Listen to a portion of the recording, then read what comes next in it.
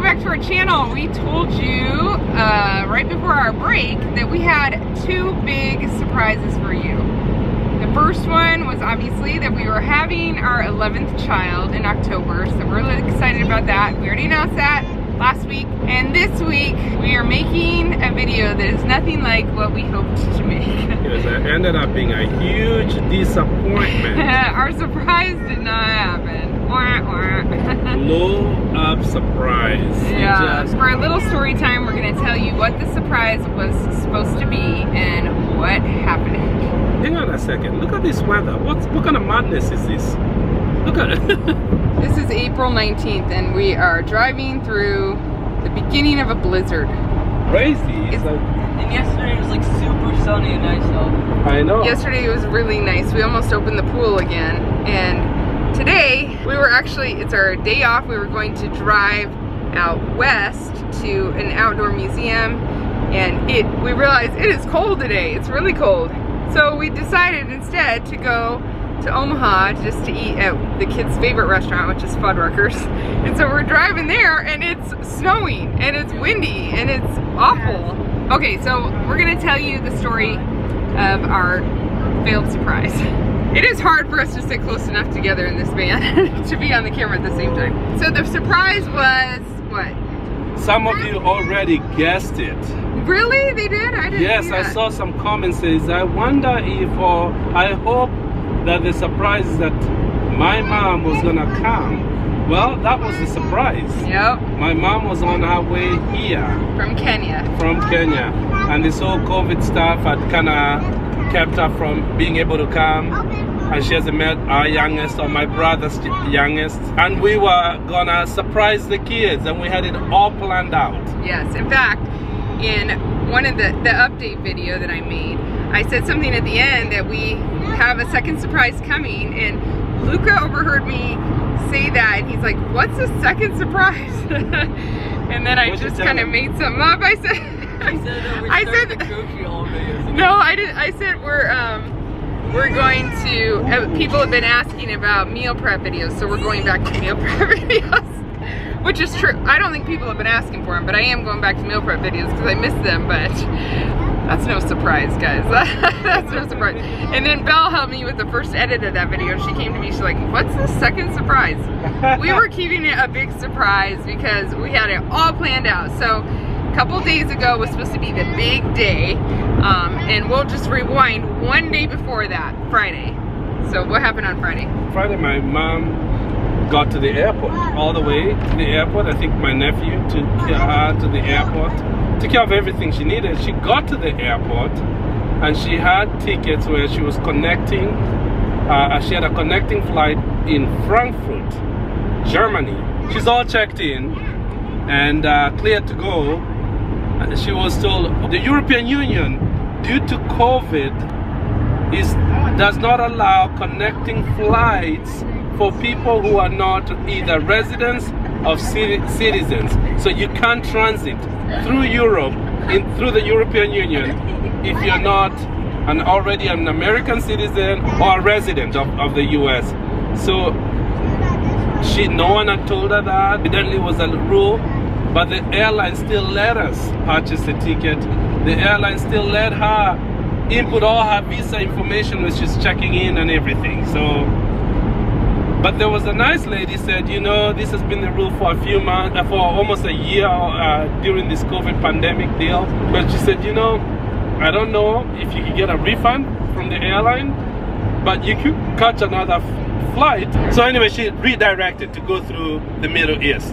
And so she flew to Doha, Qatar. Well, so when she was about to board a plane out of Doha for Chicago, she got pulled over just last minute. And they said that there was something wrong with her visa. She ended up having to turn around and go back to Kenya because she needed to take care of some visa issues that were not clear to her before she left. So come to find out, the last time Made, or my mother-in-law, was here, she had extended her ticket and she was just over the amount of time that you're allowed to stay, in the United States as a visitor at one time. She has a 5-year visa, which is a newer visa that she had gotten at the time. You can only stay 6 months at a time, and she was just over that time limit. We missed it because they changed the rule. It used to be when you come into the US as a visitor, that they would put a sticker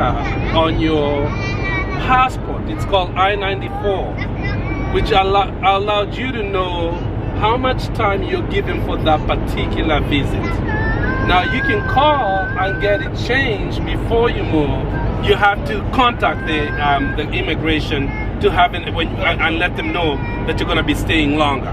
Or the other option would be to step out of the border, like go to Mexico or Canada, step out the border and come back.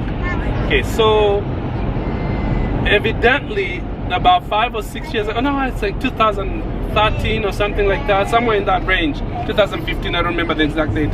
Evidently they changed the rule where they no longer put the sticker on the passport.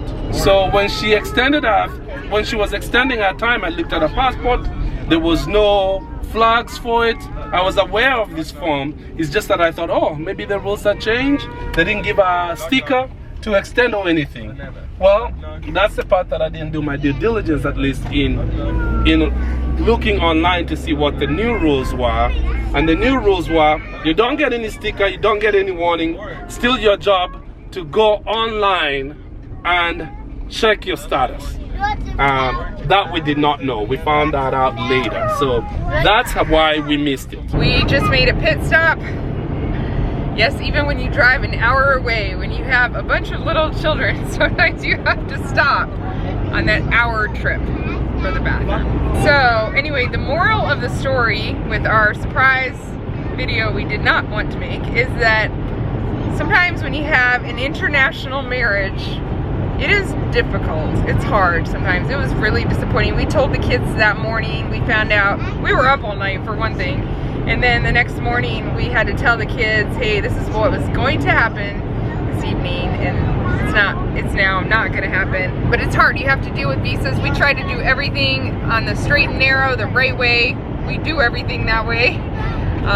And so, you know, we've had a number of family members come visit, and then we've had family members not get a visa for who knows what kind of reason before and not be able to visit. And if we lived on the other side of the world, it is easier to get a visitor's visa into Kenya as a US citizen, but my family we wouldn't see them very often at all. And so you're always compromising one way or the other. It is hard. So as a PSA to those young people who are thinking about international marriage, you should know that it's not as easy seeing all your family as you would otherwise.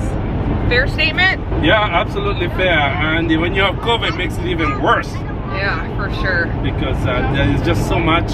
But it's always hard. Like, it's always people have to apply for visas and pay for visas no matter which way they're going, and right. It's hard. And it's expensive. It's expensive, yes. And then sometimes it's not just money and time. I know throughout our marriage, it's been, especially in those early years where sometimes you don't always have enough money, or if you have enough money, you don't have enough time off at work. So it's like one or the other to go, because you just can't go for a weekend. You know, you go a long ways. And I was saying, yeah, it was hard to begin with, and then you add the complication of COVID, makes it even harder. Yeah. We've been married 18 years now, and we've been dealing with visas and these kind of things for a long time. So I think this situation has never happened before. No. But we have had many hard situations with visas and things like that, and it's not a lot of fun. But we're thankful for the time she's been able to come, and we know she'll be able to come again. We just gotta wait a little while. So that was the story that we did not hope to be telling. Man, this weather is crazy. I don't know. Solo and I have been wanting to get out of town so bad, both of us, that we're driving an hour away just for a restaurant. And I hope we don't regret it. This weather is nuts. I mean, it's really windy. The kids love it. It's a little comfort from this disappointing news. Yeah, right. Yeah. That's true. And Judith's hoping to see somebody's birthplace, Gerald Ford or someone. Yeah, Gerald. Yeah. There's the Platte River. Wow, it's getting weirder and weirder, but the flurries are supposed to stop soon. And the mood in the car is happy. I think everybody's was ready to get on the road. There we go, we found the museum. I mean, not museum, birthplace, gardens, whatever. There was a fire at his house and they wrecked it, not realizing that they didn't really even know whose house it was. Historically, before he was elected. It was before he was ever president. He was a senator at the time, and they didn't even realize that it was his house. And then they tore it down, and 3 years later they regretted it because he became president. Oh man. So Gerald Ford was born here. He was president. He was never elected. Never elected as a vice president, never elected as a president. The only president that's never been elected. Never won an electoral vote until, well, I guess he did.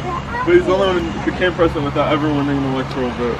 That's his dad. Little did our mom know that the child in our hand will be the president of the United States. And that's how that house looked like before he burned down in a fire. There he is. Wow. There's a door? Mm-hmm. The football team. He played for Michigan. He actually only lived in Omaha for the first few weeks of his life. A spirit that just 1 year short of our 200th birthday as a nation still says all people are created equal. A spirit concerned about the reality of those words. Okay, we had a little adventure in Omaha today in an area that we haven't explored much, so that was fun. At least we did something. We got out on this nasty day. We won't forget today real soon. We found some things to do. So the weather it let up for a while and now it's much worse again. We found a really nice park, but we couldn't do much in the park. But it was pretty. And yeah, if I did not make it very clear, I want to tell you that Sola's mom got home well. She's safe, she's at home, and she's disappointed like we all are, but she's doing well. And you know, the airport there, or the airline, they took great care of her and got her on the first flight home, and they took care of her, so we were happy about that. And we will see her again soon, but not as soon as we hoped. Solo's disappointed about all the good food he's missing out on that his mom would have been making. Mm-hmm. I'm disappointed on the food she would have been making too. I think the kids are disappointed. Everybody's disappointed. And stuff, right? Oh, it would have been good. It would have been and good. And the samosa. Yep. But. And the chapatis. So they're all many starch. Our waistlines will be leaner, I guess, for it. All right, guys. Thank you for watching, though. We will talk to you again soon. Bye. Bye. Everybody say bye. 1, 2, 3.